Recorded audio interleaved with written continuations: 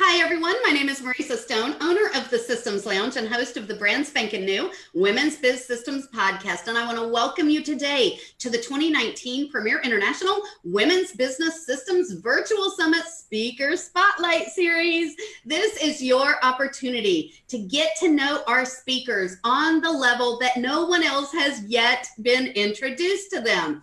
And inside this summit, you get to learn from the best while supporting women coming out of domestic violence. Get ready to skyrocket your income, multiply your productivity, and magnify your impact Automagically. Now, inside this speaker spotlight, we are going to be talking with Deborah Procter. She is in track 5 inside the summit, which is all about stepping up and actually putting yourself back on your calendar. So, Deborah, when you and I started talking about what we were going to discuss inside your Speaker Spotlight series, you brought something really cool up to me, and you said it is absolutely crucial to develop a network inside business. Talk with us a little bit about that. Hi, thanks, Marissa, for this invitation. And this is part of building my own network and building my own support system. And it's that thing that we only grow in connection. Yeah. We only get clear about what we want to do when we start bouncing ideas off each other. Yeah. And sometimes, you know, that step into going from an idea or something that you love to do as an amateur, if it's kind of people who've got a craft-based business, there's that step of working out how to monetize, how to make it something concrete in the world. And it's a process. And I think the more I've grown as a business person, the more I've realized that I need a diverse range of people. And I think that's the other key. It's not only that you need a support network, you need a support network of people that are further ahead, you know, people that can walk with you, people that are a little behind that you'll help speed up. Yeah. For sure. And I totally agree with that. I think that we have this naive thought inside our world that when you come to the table and you put yourself out there, you're automatically supposed to be perfect at everything.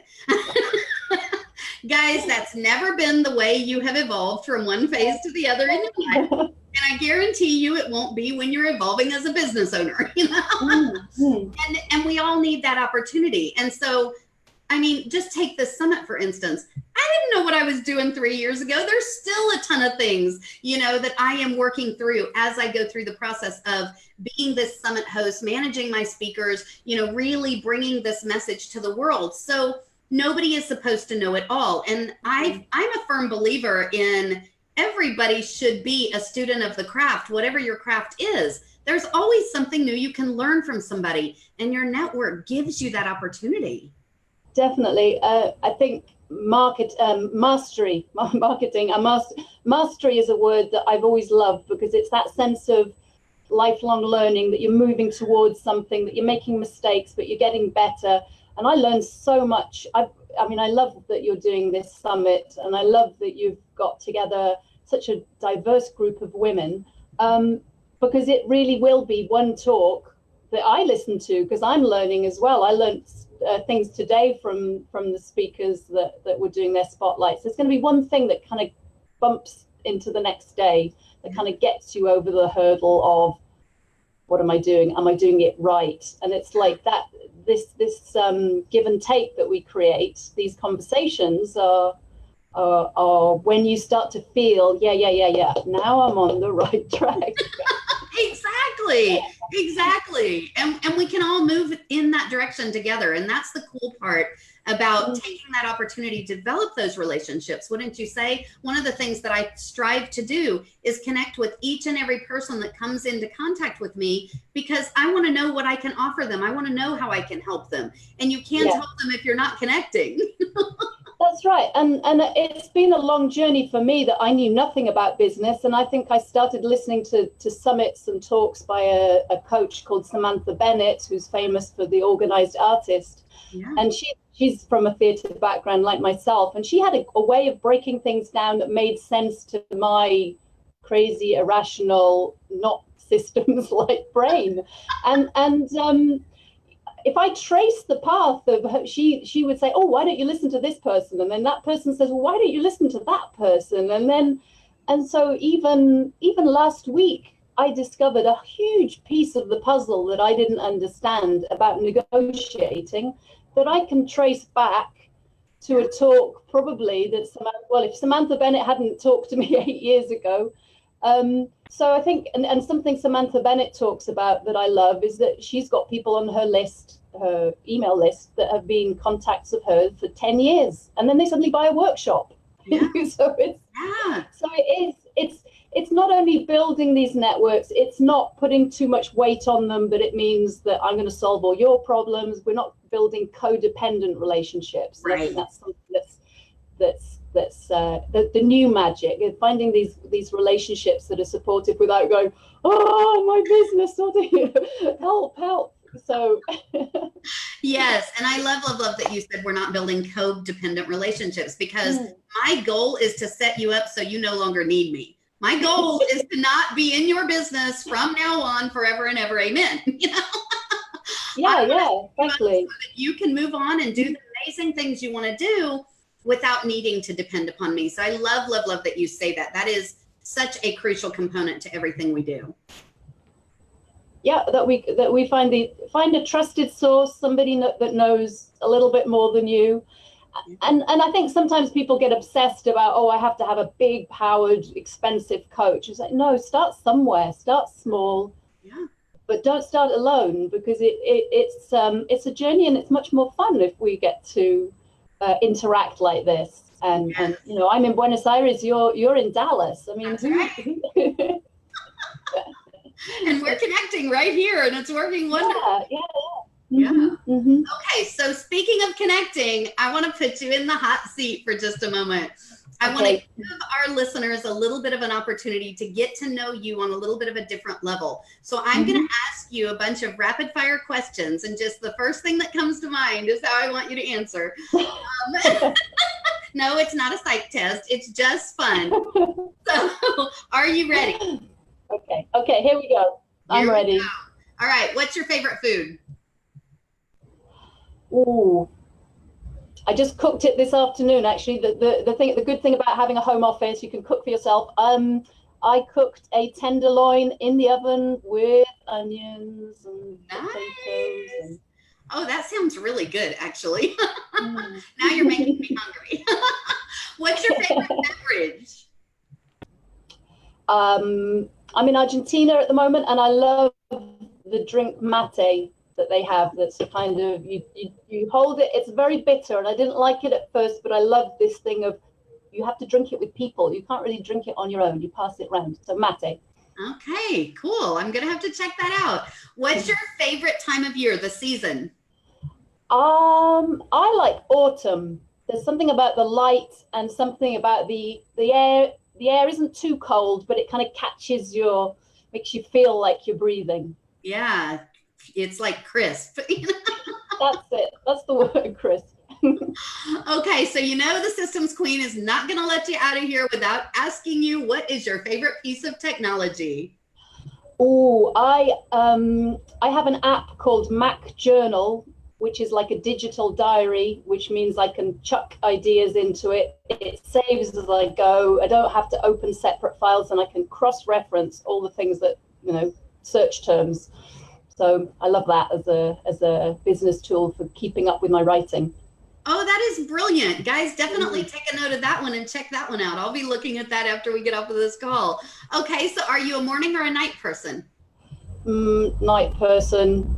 Okay. Not good in the morning. Not good in the morning. Yeah, I have to have my coffee first. I like coffee, and then we can talk. Okay, gold or silver? Used to be silver, but actually I'm entering a gold phase, because once I started doing websites, I love this thing like, oh, there's antique gold and there's rose gold, and so I'm a rose gold girl at the moment. All right, very cool. How about coffee or tea? You said you like coffee. Yeah, coffee. Coffee, okay. Chocolate or caramel? Chocolate. Yes. Totally right there with you. Okay, iOS or Android? I don't have a mobile. Really? I can't, I love Facebook, Twitter. You can get me lots of ways, but when I'm out, I'm out. I don't want to be on the phone, or I think I'd be too addicted to checking stuff. So Interesting. Oh, wow, that's brilliant. Okay, well, do you use a Mac or do you use a PC? Mac. Okay, so you're still iOS. Okay, if that's I didn't even know that. Yeah, that's good. That's cool. We got that one. All right. Okay, so what is one of your weird quirks that most people don't know about you? I have a huge problem throwing away plastic bags. Oh, Some people adopt dogs, but I feel like a kind of responsibility for bags, and I kind of now have a system of how I fold them up because I just feel so bad about them. I love it. I love it. And you reuse them, I'm assuming. Yeah, but I do, but they still kind of keep growing. It's like They keep piling up. no, no, and it's not funny. And once I try to reuse, but yeah. So you take Bag Lady to a whole new level. I do. I've got it down. I listened to enough Marie Kondo, whatever she's called. Yeah. That I love it. You're going to have to show us how you fold these bags one of these days. Okay. What is a bucket list item that you've not yet completed? I was thinking about this. For a long time, I've had a kind of mad dream to make a feature film. And I've had it for so long that I don't even really know that I've got it still as strongly, when things kind of seem so far away that you kind of, yeah, it's on the bucket list. I don't know if I'll get to it or not, but that is something that I love film. So yeah, being involved in film, making a film would be wonderful. Oh, that would be brilliant. I would love to see that. You'll have to keep us informed. Okay, the last question I want to ask you is, what motivates you to support your audience and your tribe members the way that you do? Just the change that can happen. Recently in an opera that was very contemporary, very avant-garde, because we were good at marketing it, people came along that had never seen anything mad and contemporary. And one lady said, I never thought something contemporary could make me cry. And that touching people, and people saying they cried and they didn't know why. And then with clients, it's again that sense of they can smell where they want to go, but they don't know how to get there. And then once they start getting back into that groove, just seeing how quick dreams can happen. Yeah, for sure. And I love that you describe it like that. I think it is so crucial for each and every one of us to truly find that place that we are passionate about and really bring that into the work that we're doing. And I love that you're doing that. Guys, definitely take an opportunity. Inside Track 5, you will find Deborah Claire Proctor's talk, and she's talking with us all about productivity through clarity and insight. So getting more clear, gaining more insight into the things that you're doing are going to allow you to become more productive. Deborah, this has been fabulous hanging out with you. Thank you so much. Hanging out with you. Yeah, it's so lovely. I feel like I've got a new friend and a new reason to go to Dallas. Yes, for sure. Okay. Guys, we will see you inside the summit and most definitely inside the next speaker spotlight. Bye, everyone. Bye.